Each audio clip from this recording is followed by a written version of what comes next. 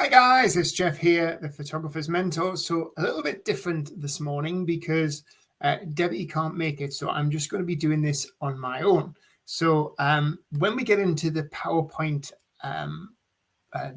show, and I'm going to be talking about blogging and how you can create a blog for your photography website to drive more traffic to your website, build up a good base for your SEO and position yourself as an authority in your niche. So we're going to be going through the normal PowerPoint presentation, which should take around about 45 minutes. And then at the very end, I'll take questions from you as well. Now, I've also put in a PDF brochure guide in the group. So if you go into the group, you can see the brochure guide. It's guide number 8, and this is top tips for getting your blog together to actually write in your blog content.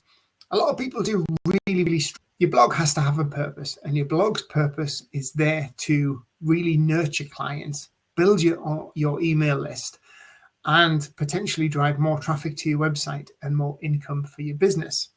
So the only problem today with Debbie not being here and me just doing this presentation on my own is I can't see any of your comments once I bring up the slideshow. So once I brought the PowerPoint presentation up, I can't see your comments. So if you do have any comments, I'm more than happy to answer your questions right at the very end.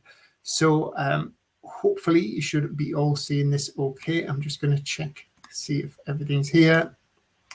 And I'm going to head over to the screen share. If you can see everything, just give me a thumbs up or give me a shout so that you can see everything okay. As I'm just going to head over to the screen share now. Morning, Peter. Hope you're well, mate. Hope you're well. So, yeah, so I'll just go over to the screen share now. All looks good. Thank you, Lindsay. So now that I'm on the screen share, I can't see any of your comments. So like I said, if you do have any questions, try and keep them towards the end. So I'm going to bring this slide up and we're going to work through the slides, which will take about 45 minutes. So the purpose of this is to create a highly engaging website blog. So why do you need a blog in the first place? So a blog is not your newsletter, and it's not a collection of posts about you and your business. Your blog is there to offer value to your subscribers. Your blog should help, inspire, inform, and motivate your readers. When used correctly, a blog can become the most powerful marketing tool you possess. And the best thing about it is it's free. Now, what you want to think about is how often do you go to blogs yourself? Blogs are usually there as a resource to help people along in their client journey, client to customer sort of journey. So when you're looking at making a new purchase, when you're looking for a solution to a problem, a lot of us now go to Google and start typing in how-to questions or how would I do this, or what is the best one of these? And this is how we find blogs. People have written blogs and written content that helps us, inspires us, informs us, and motivates us, answers our questions, and helps us on our journey. So blogs are usually written right at the very beginning of a customer's journey. And this is something that you'll understand as we go through this, and it will help you write the right sort of content for your ideal clients.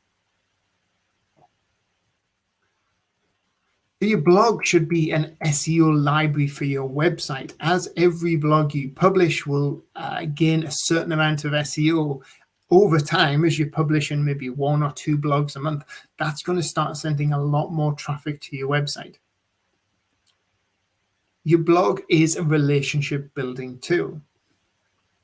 Your blog is also a lead generation magnet because it helps you build a strong email list of potential clients who you can nurture and remarket to and keep that communication stream going.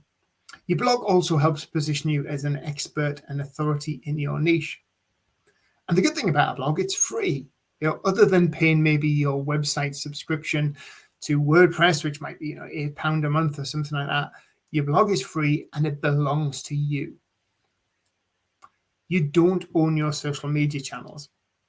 This is a very important thing to remember, that your social media channels don't belong to you, they belong to the platform. No social media channel is permanent. Channels come and go and followers will move away. Worse still, it is possible to get your channel suspended or even closed down. And once that happens, there's very little you can do about it. And I know quite a few people who've actually had this happen to them. One member of my own private mentoring group had her Instagram channel completely shut down, and she's had that for over 10 years just by saying a few things or putting a few little opinions out there. The good thing about your blog is the blog and your email list belong to you. You own them, it's yours. And as it grows and grows and grows, that is a real sort of tool for your business. You don't have to pay to promote your blogs or your emails. You don't have to boost a blog email or a blog post. You create it and put it out there. If it's correctly written and it has the SEO in there, then it will go out on its own accord. You can say what you want without restriction. You don't have to, you can put images up that certain images might get banned by likes of Facebook. When I had the boudoir business, we would put content up that was constantly stopped by Facebook and blocked by Facebook, even though these images were very, very, they were sort of like luxurious. They were sort of like less is more. We never showed too much. It was always very little that we showed, and it was all very sensual and very glamorous. But Facebook didn't like it, so Facebook took restricted those images and restricted the reach on those images. And your blog and email list aren't affected by algorithm changes.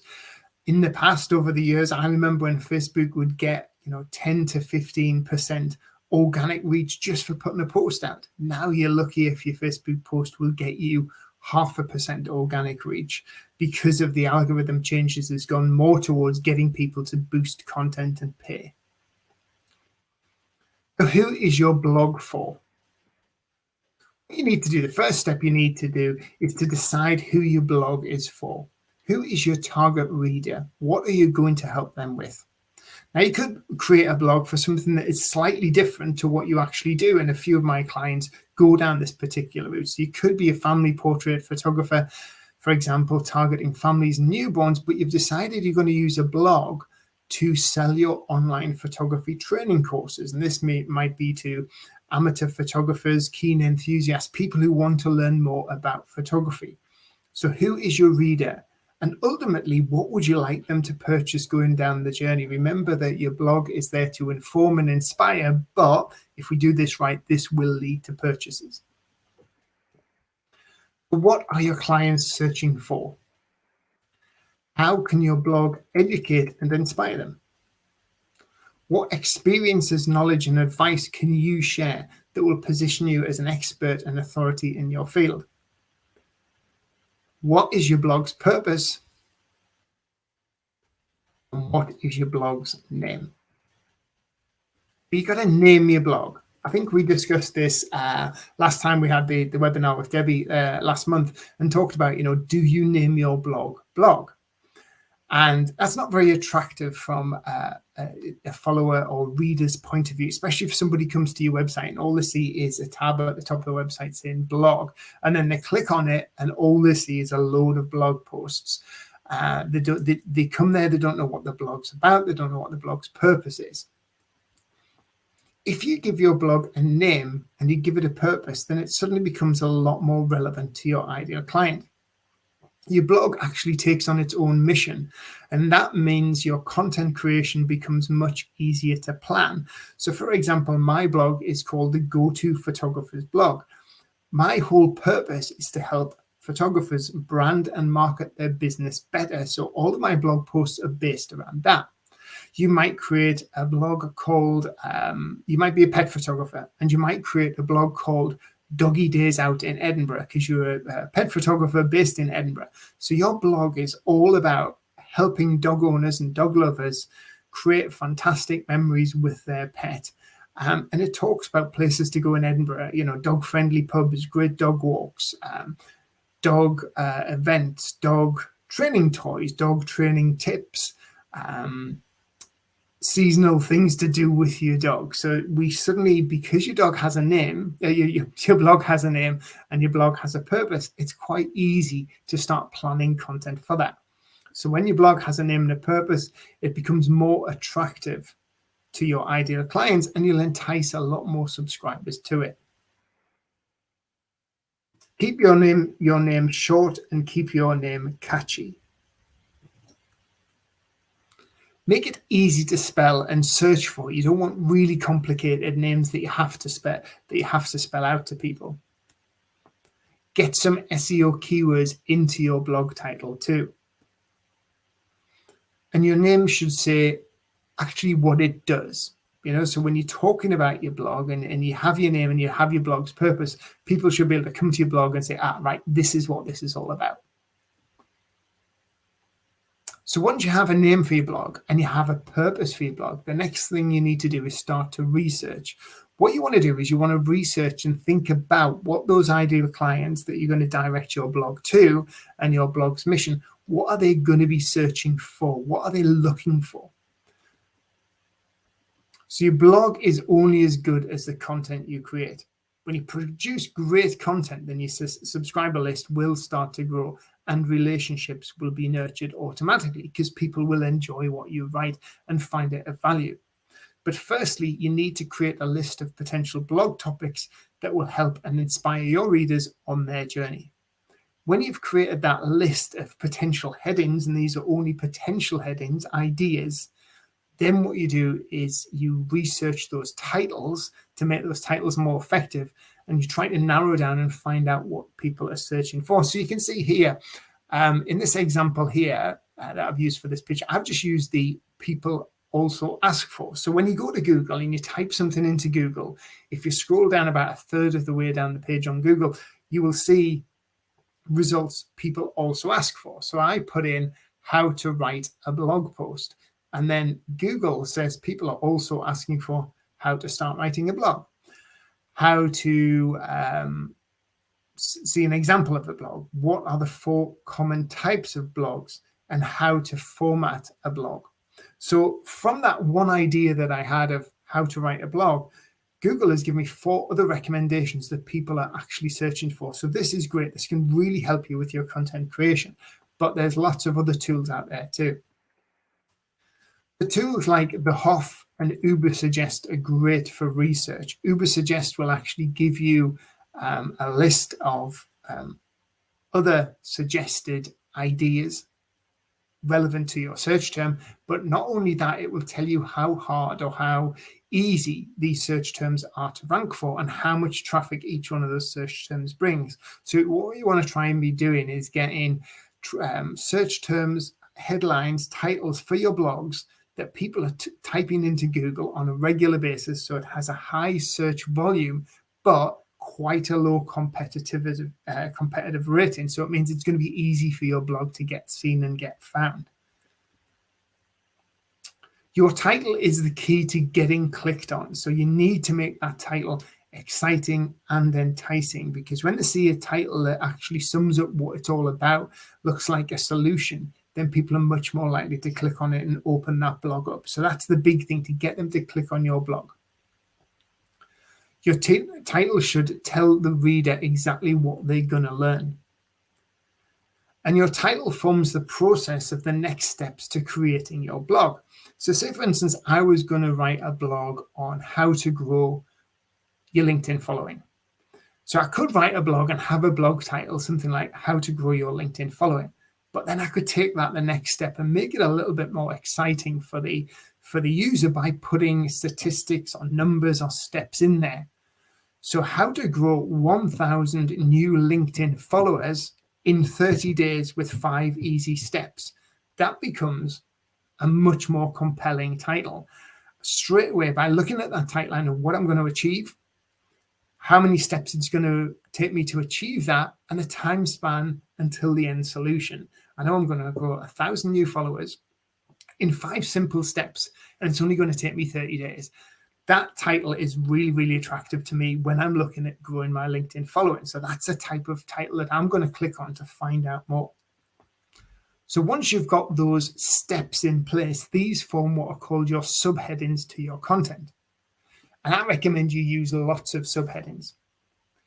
Your blog should be easy to skim so a reader can find the bits of content that is totally relevant to their problem or search.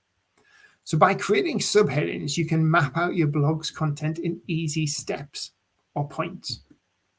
What I would recommend you do is before you type, you've got your headline for your blog, you've written your blog headline. The next thing you need to do is write your subheadings out before you write a word of content, because your subheadings are going to form the structure of how your blog is going to be written. So write down your subheadings and only start filling out the content once you have a full list of, from the beginning to the end, of the steps it will take to that end solution that your blog is all about. And this makes it really, really, really easy to read. So make each step or top tip a subheading. As a rule of thumb, subheading should be maybe every 200 to 500 words. You'd be actually surprised when you use tools like Rank Math and Surfer SEO. Surfer SEO is a good one to help you write your blog. You'd be surprised how many subheadings it does recommend. If you've got like a 2,000 word blog, it could potentially be recommending you to write anything between 10 and 12 subheadings throughout that blog. Think of how you actually go through blogs yourself as well. We all scan, we scour it left to right. We're going down, we're looking for those subheadings because we don't want to read all the content. We want to pick out the bits that's really relevant to us. Include relevant images for most of your subheadings. This is going to reinforce the message that content's about. And here's a really good technique, right? When you've written your blog, do you think a reader can understand your blog from just the headings and the images alone? If I scan down and I just saw the headings and I just saw the images that are relevant to that, can I get a really good understanding of what the blog's around and what the solution is? Because if I can, that means that blog's going to be very attractive for me while I'm scanning it. So how do you write in a blog? Well, I think eventually you develop your own style, and your own style should be very conversational. It should be just like what you are if you're talking to a friend in a pub. Your blog should be fun and easy to read. It's not a presentation or a formal business letter. Keep your tone of voice very conversational. Inject lots of personality. Don't be afraid to be funny or put little quirky spins on things. Write like you were talking to one of your friends and tell a bit of a story. If you can weave a story into your blog content, even better, because people do love stories. Always include examples and content that is relatable to your client's journey. So show them that you understand their problems and that you're here to help. So if you've had a similar experience in your journey that they are looking for, then you can say this, I experienced this when I was looking for this. I had this problem when I was first starting out. You might be a wedding photographer and you might be talking to a bride. You might have a bride that is a blog that is called How to Create the Ultimate Country Style Wedding in Oxford. So you might say, when I was booking my wedding photographer, or when I was planning my wedding, I found I had this problem, this problem, this problem. So I understand. So be relatable, because that helps you come from a better point. Use short paragraphs and vary sentence length. So we don't have to go back to the way we were taught to write in school. In fact, blogs tend to break a lot of conventional grammar. You can start with the word and. You can start a sentence with and. You can start a sentence with but. You can have a sentence that's only got, or even a paragraph that's only got one sentence. Very short sentences. It makes it easier to read. Use bold and italics to highlight key points, but don't overdo it. You don't want your text to be a massive bold. You just want to bold the bits that's really, really important. Use bullet points and lists for reference. This makes it easy, and it's a nice sort of takeaway for people to get from your blog as well, something they can maybe screenshot or highlight if you've got top tips or key structures for people to follow. And then at the very end, what you can do is you can maybe bullet point those steps again as a summary. So once you've finished your blog, you can bullet point those steps as a summary and put in some reference points again. Use lots of white space and emojis, icons, and infographics to build it up. And what I would say is, you see here in this particular blog screenshot, is the text is going right the way across the page. I wouldn't do that. I would try and keep your text to about indented in maybe 20% either side. So your text is covering maybe 60% of the screen. Stuff like this, where it's going right the way across, does look very heavy on the eye, and you want to really break it up. And use a read aloud function, not just to check grammar, but also to check how it sounds. So I write a lot of my content in, well, all of my content in Word, and then I go over to the review section on Word and I press read aloud, and I get Word to read it back to me. And when it's doing this, I can actually tell, I can hear when Word is reading it and there's no commas in, if that will be hard for somebody to read. So then you can pause it, you can add a comma in, you can break a sentence up, make it smaller, make it sound like it's flowing, make it sound punchy and easy to digest. You don't want people losing interest as they're going through the blog. Now, one great tip is to create a blog homepage.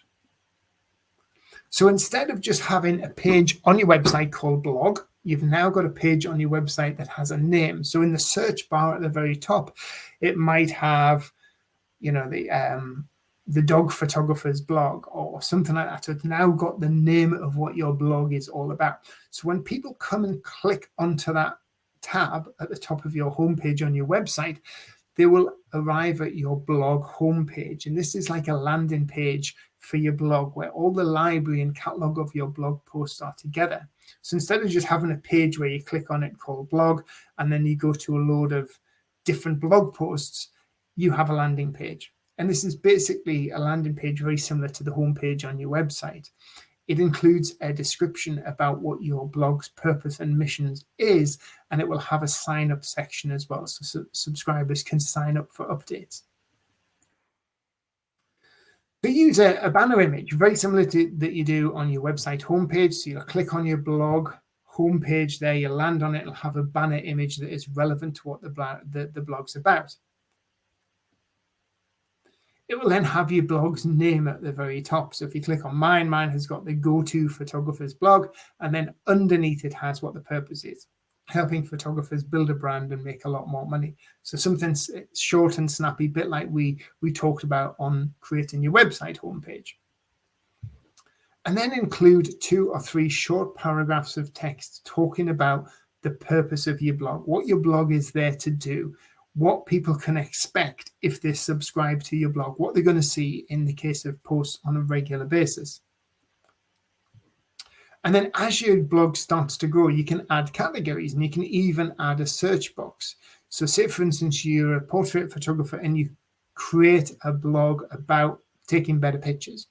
It's all about lighting and posing and running a portrait photography studio for people who are really interested in becoming a photographer. Then you can have a category on lighting. You can have a category on posing. You can have a category on sales. You can have another category on the customer flow. So you can create individual categories, and these become series of blogs. And then what you can do is that when you create each one of these blogs, use a thumbnail, a bit like, when you go onto YouTube and you see people have these thumbnail titles on YouTube. Create a thumbnail for every blog with a title. So each blog in your library will have its own thumbnail and it will have its own title. And then when you create a series of blogs, you can have them all having very relevant, similar to thumbnails. So you could, if you were doing a series of 5 topics on lighting for the studio, each one of those thumbnails might have the same color scheme and the same sort of background images. It's just the headline changes on each one. Then when you have a series on posing, the background images and the color scheme might be slightly different, and you have a series of 5 different blogs for that. It keeps them all together. Now, it's essential to use text-based links in your blog, because the more links you can get to relevant parts of your website, your other blogs, and also outbound links, the stronger the SEO that you'll develop for your blog. And we'll go into this a lot more in the next webinar where we talk about the SEO factors of your blog. So use text-based links throughout your blog to improve the reader experience and build your SEO. Link to other blogs in the series for further reference. So if you have that blog on lighting and it's blog number 2, you might want to say somewhere in that. And if you missed blog number 1 on what lighting kit you need, refer back here, and then you've got a link to that blog. So it's interlinking your blogs together. Also a link to your website if you have website pages that are relevant to what you're talking about, and your social media channels as well. So you could say in your blog, I regularly post top tips on my Facebook page. Please feel free to come along and join here. Also include recommendation links, and this can be to suppliers, vendors, books, services, and you can also consider using affiliate links, so you're getting money back for your recommendations. So if, like, for instance, you're a wedding photographer and you're talking about planning your wedding, you can include a link to a wedding venue. You can include a link to a bridal dress shop, or other services, other vendors. Set up Amazon affiliate link account and start earning commission. So again, if you're I know one of my photographers who is earning commission, Amazon affiliate commission, for every single thing she recommends on her food photography training program. So she'll say, I recommend using this type of background. I recommend using this type of lens. I recommend buying these type of plates to stylize your dishes. So when you recommend something, create an Amazon affiliate link and you can put that into your blog. You can also put in your blog as well, be open about it and say, this is my affiliate link. I do get a small commission from this sale. A lot of people use this for books. If they're recommending further content, further references, then they will put an affiliate link in for a particular book. Create videos on YouTube to strengthen your resources. So videos are a great way to add a bit more personality. So what I do is I create a blog, and then I create a video to go with that blog that will give a little bit more, content. So obviously the blog might have maybe 2,000 to 2,500 words, but obviously my video, which might be 10 minutes, probably has, tens of thousands of words because I'm talking. So there's more content, there's more information on the video. I give a bit extra on the video. And what I do is throughout my blog, I will make reference to this video so people can pop over to the YouTube and watch a bit more. Because I'm there in person on the video, that's helping build that relationship, nurture that relationship with people who are reading my blog. And also it means that people are subscribing to my YouTube channel too. Add links to other vendors, partners, websites, and get them to share your blog. So encourage people who you recommend, especially if you're a wedding photographer and you've been doing a review on a bridal shop, or you're talking about a particular venue, then encourage them to share the blog that you create on their social media, or even link it on their websites if their website has a blog as well. About the author. So as your blog readership starts to grow, people will want to know a bit more about who you are, what makes you tick, and your background story. So it's good to include an about the author piece at the bottom of every blog post you create. So if you're using something like WordPress, I use WordPress for my blogs. There's a number of different plugins that you can use that will automatically add your bio to every blog post you make. So you just type your bio up in WordPress, you save it, and then every time you create a new blog post, it will add this to the very bottom of your blog post. Make your bio fun and relatable to your reader. Show that you're an authority, but also show that you're human too. Another technique you can do as you start to grow your following is to create an about the author blog. So this can be about why you got into what you do, how you started out, a bit more of a blog about your journey. And then when you're talking about stuff in other blog posts, you can actually link it back to the About the Author blog. So this helps build that relationship. It helps get people to get a better insight of the type of person you are. And remember that people buy from people who they like and trust, and also people who are similar to them. So if you're a dog photographer and you have this dog photographer's blog, then you might want to create an opening about the author blog about you and your dog, and tell the story about when you got your dog, include some images of your dog, some of your favorite dog walks, some of the characteristics of your dog. And that helps build that relationship with your readers, who are very similar to you, because they are also very keen dog owners, dog lovers. And it's imperative that you get people to sign up. So you should always include a sign-up form at the bottom of every blog post you write. And you can add a sign-up pop-up box as well to appear after a visitor has been on your page for maybe 30 seconds to a minute. Remember that your blog is there to grow your email list ultimately and nurture relationships. So you need readers' email addresses if you want to keep communicating them and nurture that relationship. Don't forget to have a blog sign-up form on the homepage of your blog, your blog itself, where the actual homepage that we just talked about. Have a sign-up form at the bottom of that as well. So you've got your headline, you've got your image, you've got your 2 or 3 paragraphs about what your blog's about, and then have a little sign-up form. And then underneath that will be your blog posts in chronological order. Make sure your sign-up form is GDPR compliant. So most automation software will do this for you. So there's things like autoresponders like MailChimp, Sendinblue, Aweber, Studio Ninja, all these different types of software will automatically make sure that your sign-up form is compliant, also has that opt-out facility as well. Send an email to automatically go out as soon as a new subscriber signs up, to really thank them for signing up and telling them a little bit more about what to expect, and how often you're going to be sending new blog notifications through. So you could say that, I try to produce a blog at least once or twice a month. So you can put this into your email, the first initial thank you email that you send out. And every time you publish a blog, let your list know that it's gone live. So writing a blog might seem like a bit of a chore, because normally good performing blogs are around the sort of like 2,000 to 2,500 word count. But blogs become your intellectual property. And if you follow those tips that I said, create that headline and then break down to the subheadings and then start filling it out, you'll find writing a blog becomes a lot more easier. You'll start to really enjoy it.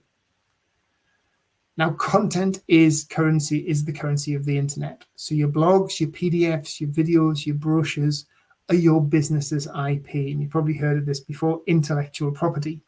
The more IP, the more intellectual property you create, the greater your credibility and authority within your niche. I mean, I probably have somewhere in the region of easily a couple of hundred pieces of IP, intellectual property. I've probably got more, probably something towards 500. I have PDFs, I have brochures, I have obviously books, I have lots of videos on YouTube. As you create more and more of this is developing your brand. And as you create your blogs, you can repurpose your blogs. So you're not just writing your blog to be a blog. You write in your blog for multiple formats, because what you want to do is maximize the content that you create as efficiently as possible. So you can break your blogs down into smaller sections for social media posts. So if you write a 10-step or 11-step blog, that is 11 posts for social media. Then what I would seriously recommend doing, in fact, I would ultimately say you must do this with every blog, is create a professionally designed PDF guide from your blog. So get somebody to design it, get the formatting right, get the branding right, so it looks really, really nice. So it is a PDF guide, and this becomes part of your library of resources and part of your business's intellectual property. Then what you can do is you build your guides up. You can build them into a series, and then that series can be an ebook. I have a couple of my one-to-one clients who are currently in the process of putting ebooks together, and then these ebooks will be launched on Amazon, thus creating even more authority for them, but also giving them a bit of an income. As you get more and more of these guides and resources together, it means that you have downloadable resources for every one of your clients' needs. So if you're running those photography courses and somebody says, oh, yeah, I'm a little bit stuck on lighting or this particular aspect of lighting, you can say, oh, I've got a PDF for it. I'll send you my PDF. They also become great for sign-ups and special offers as well. So the more the more that you have of these resources, the more you can give them out to capture people's email addresses through your website or through your Facebook marketing, and those email addresses will ultimately be added to your bigger subscriber list. So every time you create a blog, look at the bigger purpose of it. It's not just going up onto your website as a blog. It's going to be made into a really nice guide, a brochure that's going to help build your authority and build your brand. And then it's going to be broken down into social media posts as well. So it's not wasted effort. So we're just going to come with this. Hopefully it's all still be there. And I'm just going to go over now. You should have in your brochure inside the group, we should have the top tips PDF. Just going to open this for you. So I've created this PDF and it's in guide number 8. So if you head over to guide number 8 inside Loxley's and the Photographer's Mentor group, you will see this. So it goes through everything that we've talked about plus a little bit more. So about giving your blog a name and giving your blog a purpose. We talk about how to develop your content and give you a few ideas for content types. What do your clients fear? What are they looking for at the start of the journey? When they're first starting looking for your services or looking for a particular product or looking for advice, what is it they're really looking for? What are the fears? You know, so if you're a portrait photographer, what do your clients fear? Am I going to look stupid on the pictures? What should I wear? These are all things that you can be writing blogs and information about to build relationships and help make the client's journey easier. Create reader stories that will inspire your clients. So say, for instance, you're a personal branding photographer, you can talk about a job that you did for a client and why the client called you in the first place, what their struggle was, why they needed a photographer, and then how you did the shoot, and then what the end result for the shoot was, how that increased their social media engagement, how that led to 4 new bookings and £2,000 worth of editorial free advertising in a local magazine. So when you can use client stories that addresses your clients, your previous clients' fears and their outcomes, then that becomes really, really powerful. And obviously do your research before you write. And here's an example of Uber Suggest that I was talking about before. So, you know, planning a wedding, and then it would say, if that was your keyword you typed in, planning a wedding, it will come up and it'll say, so this is the you've got the difficulty score, the volume of searches. So how many volume of searches, 1,000 searches per month, that gives you a difficulty score of 59. These are rated out of 100. Planning a wedding on a budget. So that is slightly harder difficulty score, but lower search volume. Planning a wedding meme, or that might be theme. Planning a wedding abroad. So these are all ideas that's coming out from just that search term, how to plan a wedding or planning your wedding. And that's Uber Suggest. It's a free tool. Give you some examples here on how to create enticing headlines. And the Hoff, which is a free piece of software, does have a head word analyzer tool as well, which helps you build really good, powerful headlines. So you put in what your idea for a headline is, what you want the people to get out at the end of it, and it will help you create a really good, powerful headline. Now, word count. How many words should you write? This is what people ask. And obviously, word count should never go above the value of your blog. So when you're writing for your blog, you're writing to solve that problem. You're not writing to tick off words. But Google's sweet spot seems to be around the sort of 2,200 to 2,500 words. It likes longer form content. And obviously, the longer form your content, the more SEO you can get. And we'll talk about this in the next webinar. We talk about subheadings to improve the readability, links and images, sign up form, and about the author page. So just head back to me. So guys, hopefully you found that useful. If you do have any questions, now that I'm back, you can see your questions again. So do pop them in the chat. And it'll be interesting to know if you do have blogs yourself. Have you got a blog? Have you started writing blog content for your website, and do you call your blog a blog? So what you need to do, I think, the first thing you need to do is think about what your blog's name is going to be, what your blog's purpose is going to be, and then the next thing you need to do is get into the head of your ideal client. Who is your ideal client and what are they looking for? How can you help them on the journey? And what sort of content are they going to be needing when they're looking for a portrait photographer? Or what sort of content are they going to be looking for when they're planning a wedding? So you've got to think about this, the very sort of beginning of the client's journey, so where they are at the stage of a client's journey. And there's a really good book out there called They Ask, You Answer. So if you go over to Amazon, type in They Ask, You Answer. I should have put an affiliate link in, shouldn't I? And this talks about a guy who built up a really powerful blog by answering all his potential clients' questions when they were coming to get in a swimming pool. But he would even recommend competitors, or say, this, if this is what you want, well, this probably isn't the best solution for you. So we would happily recommend you go and try this. And by doing this sort of approach, it made them come across as an authority, trustworthy, because they weren't just doing it for the sale. They were answering the client's questions right at the very, very beginning. So how often should you be writing a blog? You said 1 or 2 a month. Is that something I should be looking at? Steve, well, I've actually 2 a month for me. Now, you just saw that little thing with Uber Suggest, right? So that one was, the wedding example we had on that was 1,000 searches a month.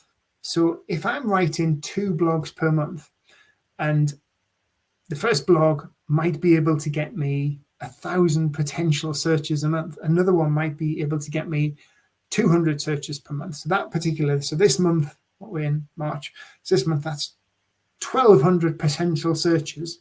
So that goes onto my blog sort of page on my website. And then April, I come along and find another 2 categories, and I write those 2, and that might bring me in 2,000 searches per month, 1,200 for one, 800 for the another. So that then goes onto my website.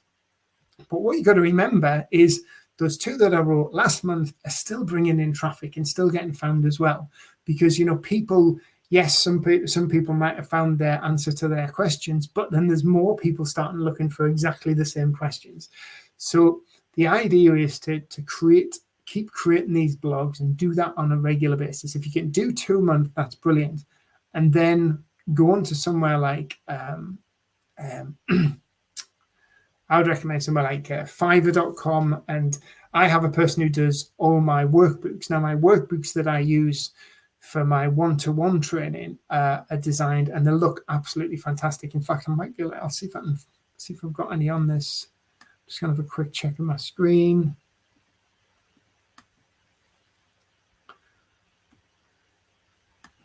So yes, I'm just going to share my screen there. Let's have a look.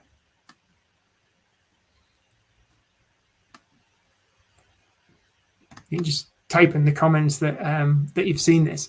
So I have a designer design all my workbooks. My workbooks on board this is for my one-to-one mentoring program. These are all sort of put together by a professional designer.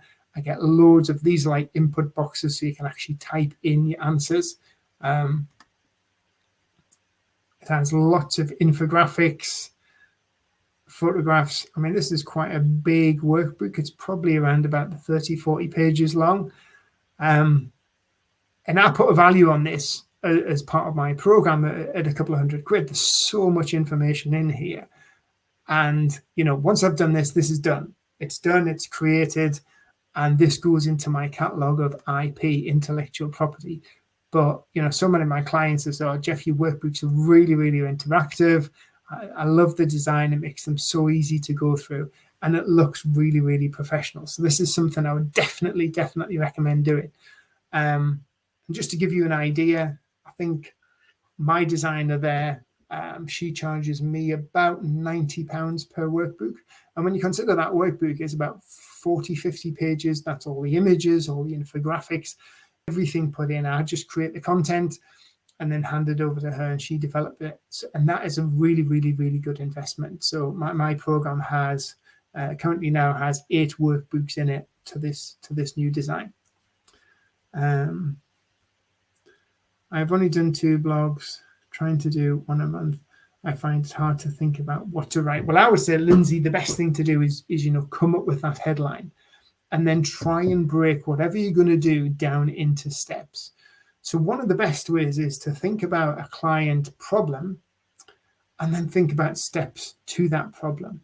So you could say, 5 steps to preparing for the perfect portrait shoot. 7 steps to choosing the perfect outfit for your portrait shoot. So think about different ways, different problems that a client will have, what their fears are, or what inspires them, or what they're thinking about at the start of a journey. So when somebody's thinking about something at the start of a journey, they're looking for questions about a particular service. So they might be looking at how to pick the best portrait photographer, how to pick the best wedding photographer. What should I look for when choosing a wedding photographer? So that, again, these are things that you can write blogs about. And I remember doing one of my first blogs I ever wrote years ago, probably back in about 2005, 2006. And that was a blog based around how to select your wedding photographer. And we talked about things, about professional insurance. They should be a member of the BIPP or the SWPP. They should have insurance in place. Ask them to see examples of their past work from multiple venues, not just one album with a selection of pictures put together. So this was all talking about stuff that that we were trying to capture people right at the very, very beginning, when they were the journey, when they were thinking, I need to find a wedding photographer. What is it I should be looking for when I'm looking for a wedding photographer? So think about the process. All too often, last week I started looking for something and I was like, I need this. So first straight away goes over to Google and then starts typing in, So think about the problems, think about the fears, and then break stuff down into subheadings.